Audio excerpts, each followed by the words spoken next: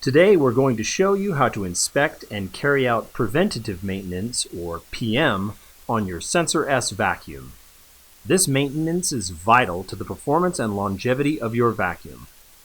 This will also help you correct common but simple issues you may encounter while owning this commercial vacuum. After all, your vacuum's sole purpose is picking up dirt. It's inevitable that you'll need to show it some love. You'll find helpful links below, and don't forget to subscribe to our channel for more helpful how-to videos for your equipment.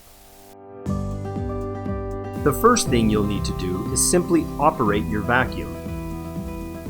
You may not be the only one using it, so this gives you the first-hand experience with any issues that may have popped up. Pay special attention to any noises such as whistling, rattling, vibrating, or grinding. Unusual sounds are often the best way to identify that something is not operating properly. Now, test the performance of the vacuum by actually picking up some debris. Test it at the brush as well as at the end of the hose and extension tube. Remember, the vacuum is designed to pick up dirt, not large debris. If it's bigger than a dime, you'll want to pick it up by hand.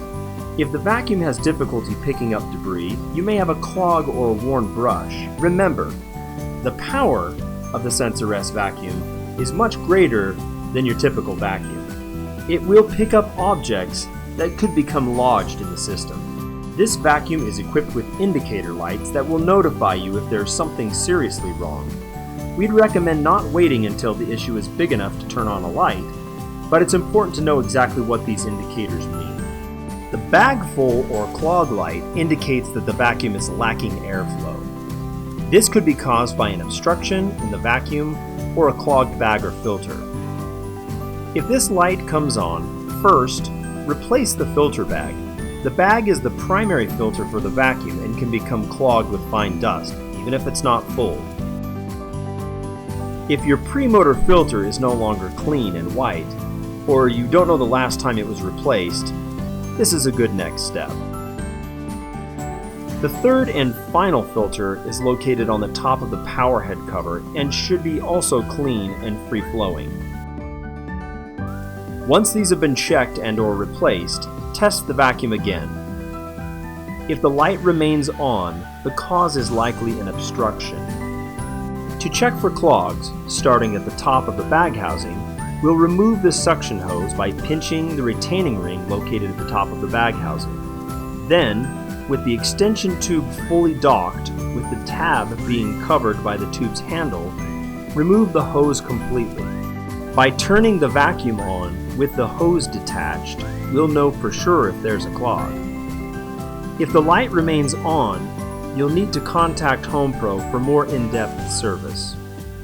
If the light goes out with the hose removed, you've got a clog. First, hang the hose down towards the ground. You should be able to see daylight and the ground clearly through the hose. Oftentimes, items stuck in the hose can be easily removed by simply reversing the hose and stretching it upward with the vacuum motor turned on. If this doesn't do the trick, carefully remove the item with needle nose pliers or another long instrument. Be careful not to puncture the hose with your tool or even the object that's stuck in the hose, such as a paper clip, bobby pin, or screw. Even with the clog removed from the hose, it's common for additional debris to get stuck downstream, so we'll need to inspect the rest of the system. Next, we'll inspect the extension tube. The swivel neck is next and easily accessible from both top and bottom. The access door on the bottom of the chassis gives you a peek into the bottom of the swivel neck. Recline the swivel neck to a 45-degree angle for a straight shot through the neck. We'll now remove the brush roller. The brush is removed by pressing the release button on the top of the power head and pulling out on the bearing block located on the side of the head. This is a good opportunity to remove any hair or string wrapped around the brush. This may be also a good time to remove the rear bottom plate to give you an unobstructed access through the power head. We'll touch on that later. Now you have an understanding of the path of suction for the vacuum and know where the clogs may be hiding. Again, If these steps do not cause that light to turn off, please call Home Pro for further assistance. Now, on to the check brush light. This can indicate a few different possible problems. Most commonly, it alerts you that the brush isn't making proper contact with the floor. Typically, lowering the brush height to a reduced setting will give the brush more resistance against the floor, usually turning the light off. Start by turning the adjustment knob on the side of the power head to the highest setting, 4. Then, with the handle down in operating position, lower one number at a time until the light goes off. Do not simply set the vacuum to the lowest height adjustment for all operations. This will cause unnecessary wear to the vacuum and carpeting. It may also slow the motor, leading to reduced performance.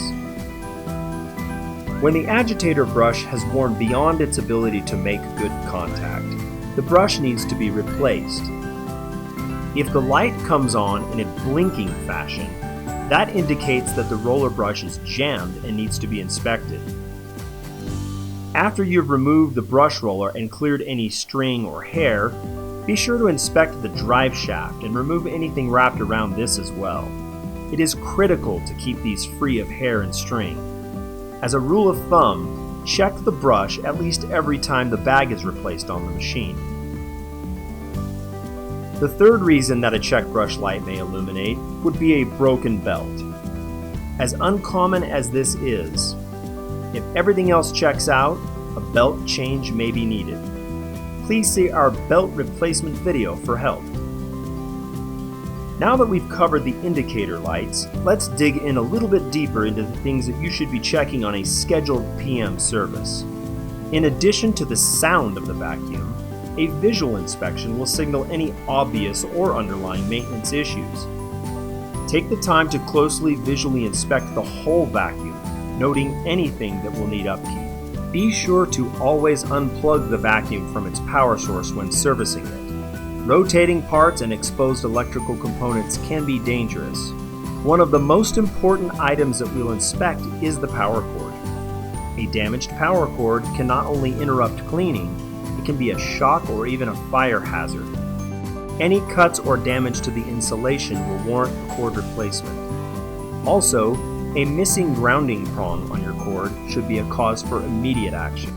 The cord can become twisted with improper winding technique and will often be the cause of a loss of power.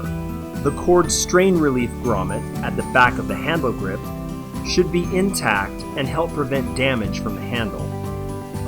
If you notice any issues with the cord or power supply, please see our cord replacement and electrical troubleshooting video for further assistance. It's recommended that both filters are replaced every 10 to 20 bag changes or when visibly dirty. Do not neglect this. The performance and lifespan of your machine depend on it. To replace the microfilter, simply remove the front cover and pull out on the handle located at the base of the filter.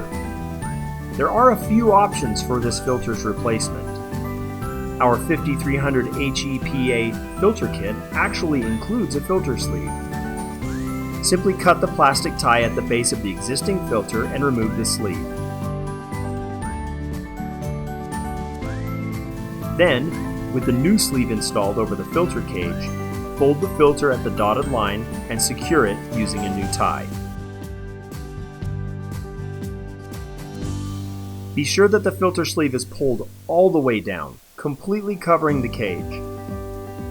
If you have one of our pre-assembled filter options, simply install a new one by lifting up the metal safety catch and slide the new filter into place. If there's excessive dust or buildup on the inside of the bag housing, take the time to wipe it out. This will save the life of your new filter. The exhaust filter is accessed from the top of the power head. Remove the cover by pressing down on the release button.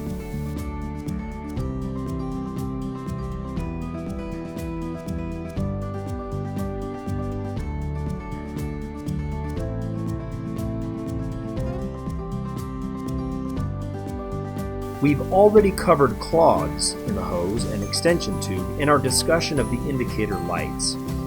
These should always be checked during regular inspections. In addition to obstructions, you're also looking for wear and tear.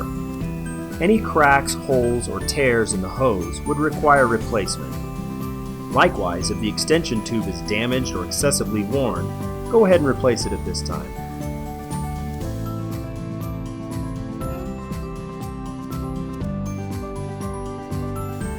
Visually inspect the bag housing and front cover. Look for damage, cracks in the housings or seals.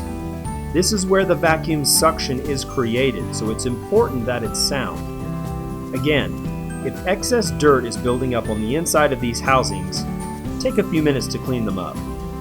Now we'll move on to the power head portion of the vacuum. It's a good idea to separate the power head from the bag housing for this step. Lay the vacuum on its back on the floor or on a workbench. While pressing on the release button on the front of the bag housing, separate the two halves. Place the power head on a sturdy surface with the brush facing up. Inspect the outside of the chassis for missing, loose, or broken components. Remove the brush holder the same way we showed you previously, and inspect the brush, drive shaft, and even the bearing block. In addition to hair and string, clean these components of any excess buildup. Before reinstalling the brush, check the fit between the brush roller and the bearing block for wear. There should be no play between the two, and the bearing should spin freely when installed on the brush roller. You should never use grease or oil to lubricate anything on the vacuum. Now, remove the screws from the bottom plate. Once the rear bottom plate is off, you'll be able to inspect and clean any buildup from the suction channel. A putty knife and a flat blade screwdriver make great tools for this job. You can also use a small radial brush to get into the swivel neck. Note any signs of moisture that may have been picked up. If the dirt is cemented into place or very difficult to remove, odds are someone has used the vacuum on wet carpet. Once you've completed your PM, mention to any potential operators that the vacuum should only be used on dry carpet. Before reinstalling the bottom plate, take the time to clear the small channel that the plate sits in. Also, look for wear on the bottom of the plate itself. This is considered a wear item and will periodically need replacement.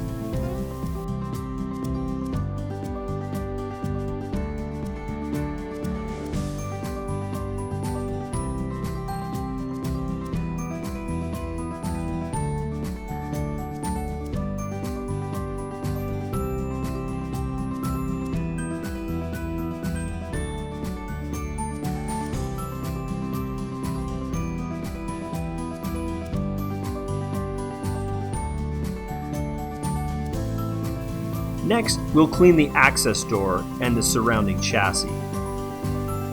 If debris is stuck in the access door or built up around the chassis opening, the door may not close, reducing your vacuum's performance.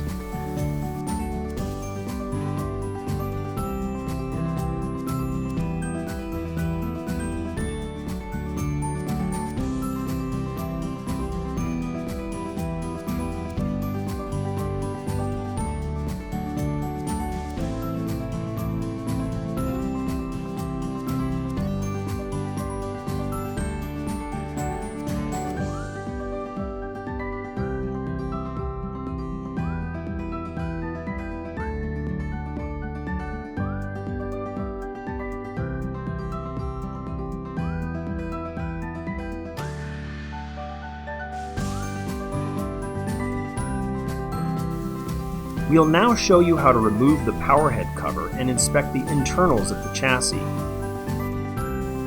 Remove the recessed screws that hold the power head cover in place. Starting from the back of the cover, separate the cover from the chassis. With the cover off, you'll be able to clean any dust or lint from the inside of the chassis.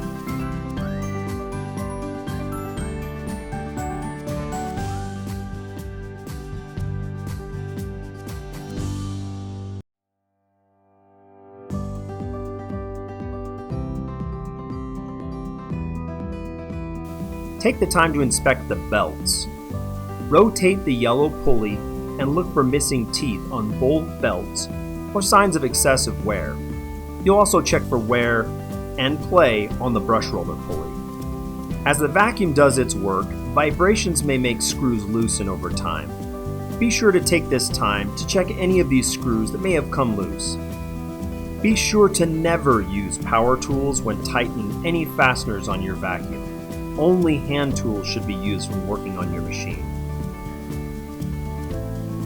Inspect your wiring connections, looking for signs of arcing or loose terminals. Remember, the vacuum should be unplugged from the wall outlet whenever performing this PM service.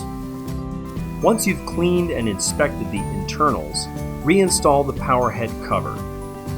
Insert the tabs on the cover into the slots on the chassis.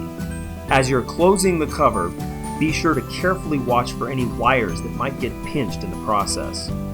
The cover should close with very little effort. The screws should not be used to cinch down the cover. If the cover does not sit evenly on the chassis, remove it and check for obstructions, then reinstall the cover. Take care not to over-tighten screws as you're reassembling your vacuum, and remember, never use a power drill. We'll now inspect the vacuum's axle assembly.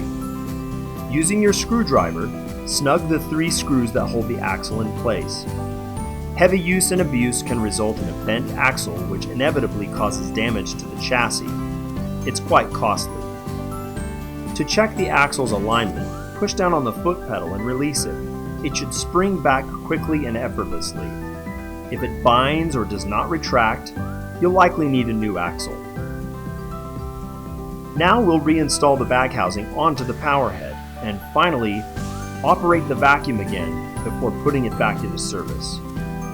Depending on how long it's been since its last service and the conditions of your facility, this whole process should take between 30 and 60 minutes. In the long run, it will save you in expensive repairs, downtime, and the need to prematurely replace the vacuum. Now that you've been given a tutorial on PM service on your Sensor S vacuum, it's time to get your hands dirty. Please see our other helpful how-to videos on equipment repair and maintenance, and don't forget to subscribe to our channel. Thank you.